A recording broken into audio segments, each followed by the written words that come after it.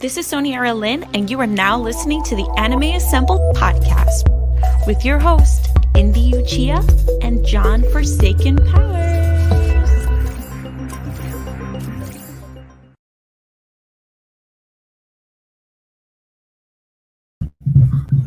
Yo, what's going on? It's your boy Indy Uchiha. We're here for our Anime Assembled for today.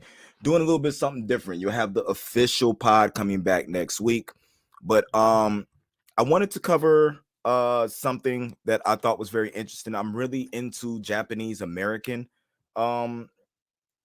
based animes, especially this one, because I was one of them who there was a show that came on Netflix that got canceled very quickly. It was called Jupiter's Legacy that I found pretty entertaining. I don't think Adam even got like through the first couple of episodes of it. It was something that felt like it was supposed to be big, but just the story in that wasn't executed well. I mean, it was a very good story. It's a Mark Millar comic, and it just seemed like it didn't translate well into live action. I always felt like it might have been a little bit better animated. So here we go with Super Crooks, another comic series based in the same world that Mark Millar and created. That looks a lot better. You know what I'm saying? Then you got Mr. Hori with his solo directorial debut on it. It's a 13 episode series on Netflix. I think it dropped November 25th. And it basically serves as kind of like a spinoff from Jupiter's Legacy, and it was probably better to be a spinoff rather than just coinciding in the same world at the same time. Although you see characters like Utopian and different things like that pop up.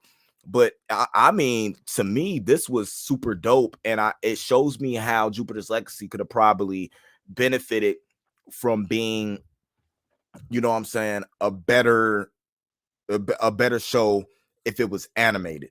Like I said, 13 episodes. A lot of the episodes explaining where a lot of these characters come from, like Electro Boy telling us when our lead character Johnny Boat discovers his powers, the power he has to control electricity and everything like that. The second one, Casey introducing us to his on again, off again girlfriend. Episode 3, Man Mountain. Episode 4, the Praetorian. Episode 5, The Heat, introducing us to basically the mastermind behind the heist that they're getting ready to do. The Gladiator, the Supermax, the Union of Justice, Count Orlok, Carmine, Casino Grand Granite, the Bastard, introducing us to the, you know what I'm saying, some of the background on the main foe. And then the episode 13, Super Crooks, and they actually pull off their heist. It feels kind of a Ocean-esque, you know, type of story being told. So I was always good for it. You know what I'm saying? Johnny Boat, Casey, the Bastard, Carmine, Gladiator, Josh, Salamander, TK McCabe, Sammy Diesel, Roddy Diesel. Those two brothers were crazy because it's like they couldn't be killed. They kept like regenerating.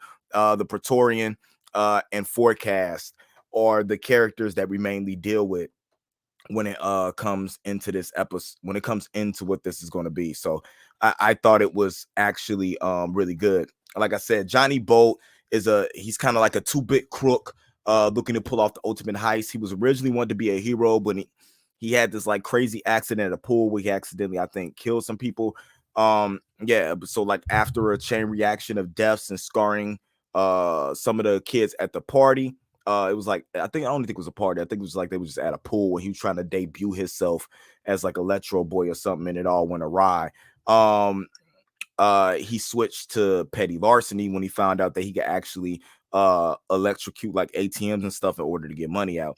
You got Casey, who's Johnny's girlfriend. She has the power to implant illusions in people's minds, kind of like the power of suggestion. Like she said, when she gets close enough to you, she can put suggestions in your head to make you believe anything that she wants you to believe. The Bastard is a longtime crowd boss in charge of the network. He came off a lot like Kingpin to me. Carmine is the Heat. He was a partner of the Bastard, you know what I'm saying, for a long time when they set that up, what's going on with that.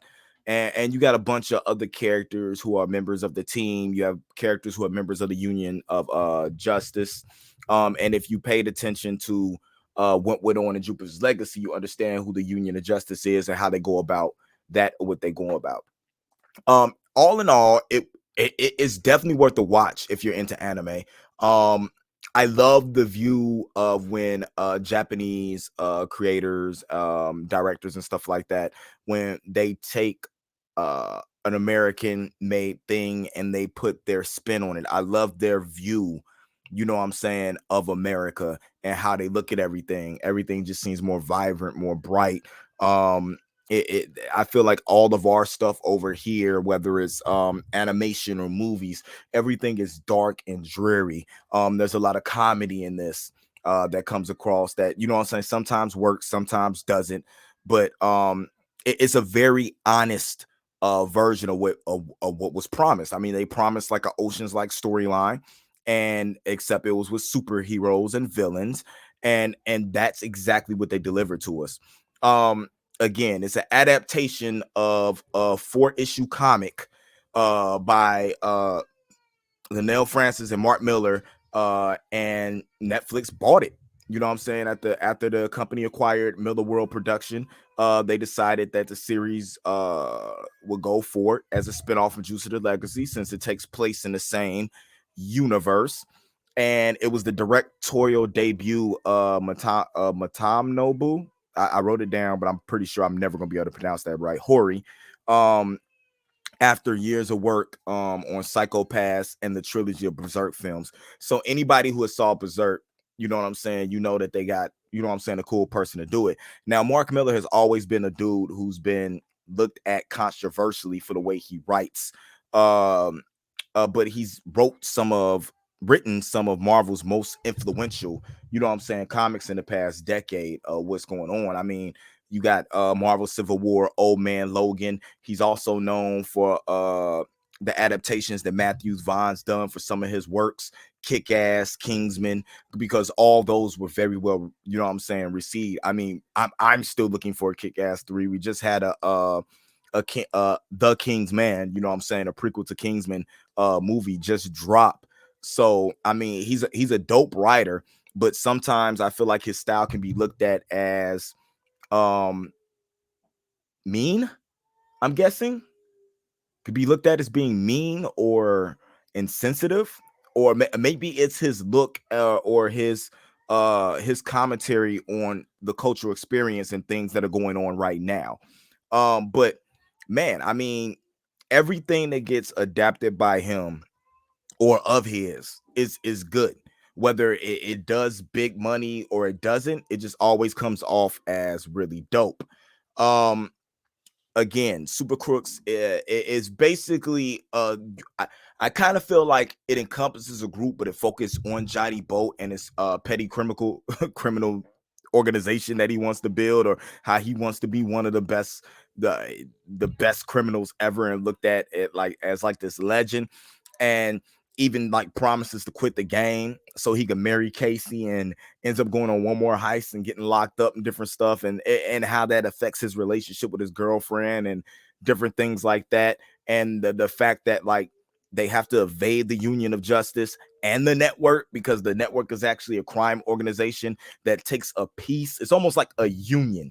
You know what I'm saying? They take a piece of all the work you do. You can't pull off any jobs. They give you jobs. Then you pull that off and they take a piece for giving you the job. So like they're an organized crime syndicate that kind of like sways or has a hold over activity that supervillains, you know what I'm saying, do.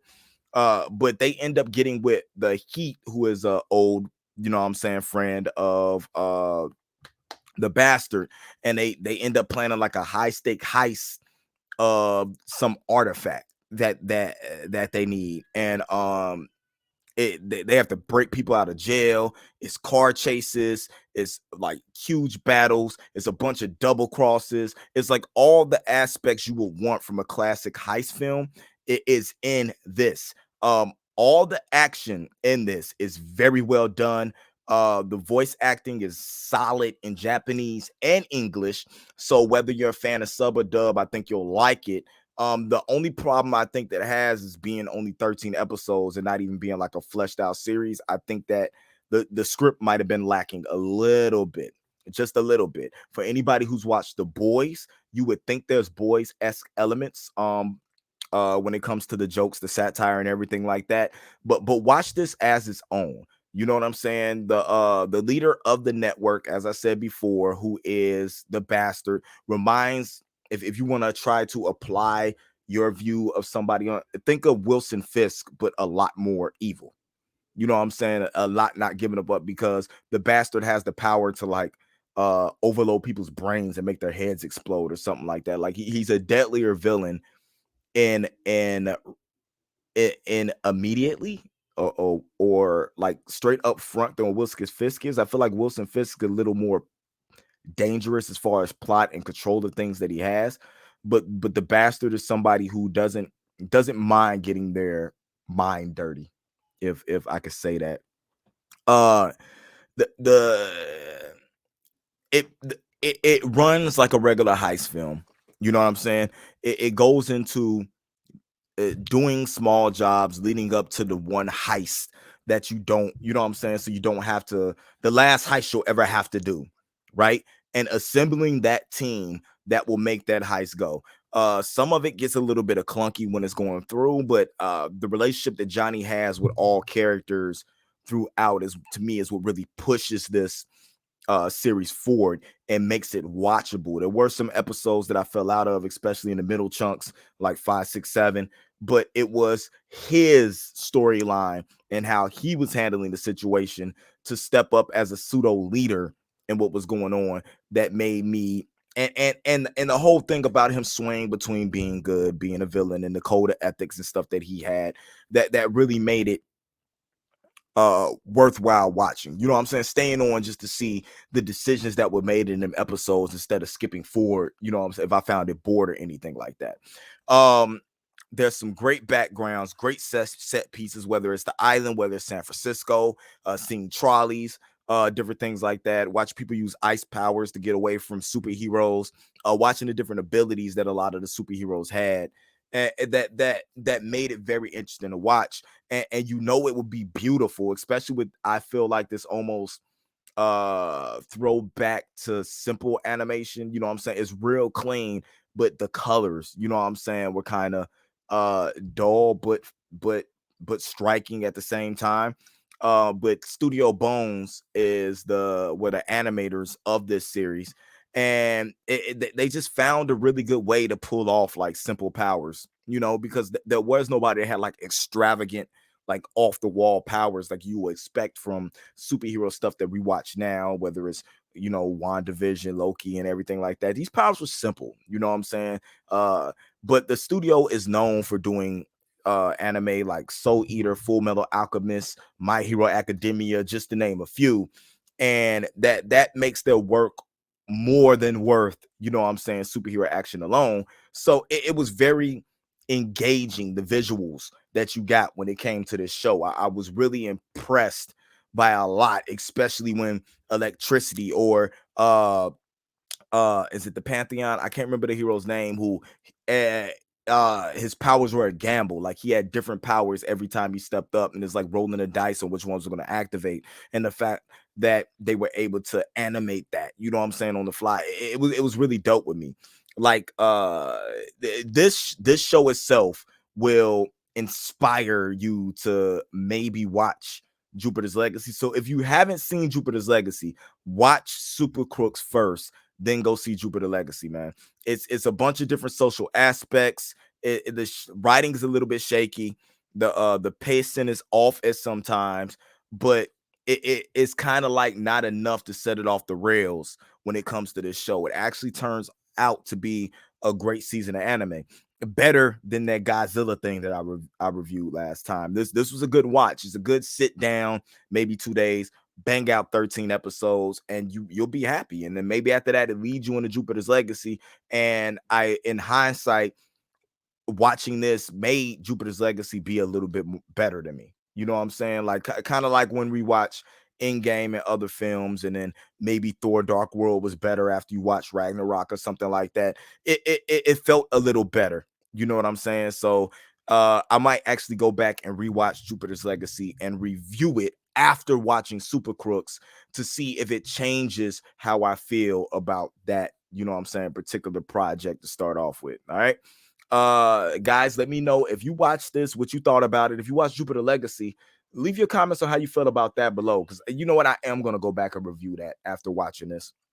Don't forget to subscribe, you know what I'm saying, like the channel. Anime Assembled will be back in full detail next week. There's some big news going on. I missed out on my Dragon Ball feelers. I'm upset about that. Like I was ordering, I ordered 2 pairs. I think it was the Vegeta joints, and then I got the Beerus joints, and they canceled my order. No, it wasn't a Beerus, it's the Frieza joints, and they canceled my order. Like, took the money out of my account and everything. I'm waiting. I'm like, yeah, I'm gonna get my shoes in like 2 days, and they canceled the order because they oversold. So I'm not gonna get them unless I go on the resale market, and I'm gonna be paying $300. I'm gonna pay $300 for the Vegetas. I'm sorry. I might go ahead and pay like $200 for the trunks too. But we got a lot to talk about next week when it comes to anime. I can't wait.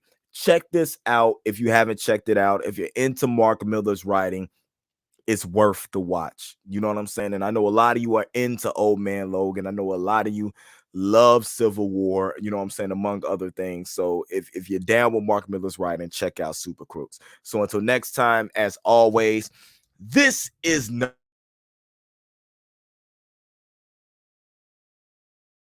Sorry, I hit the mute button. As always, this is Nerd Mix Alpha. You can follow us at Anime Assembled. You can follow us at A+ Opinions, and you subscribe to this Hero Report channel. You can follow me personally at Nerd Mix Alpha. Make sure y'all give a shout out. Go subscribe to Anime Assembled.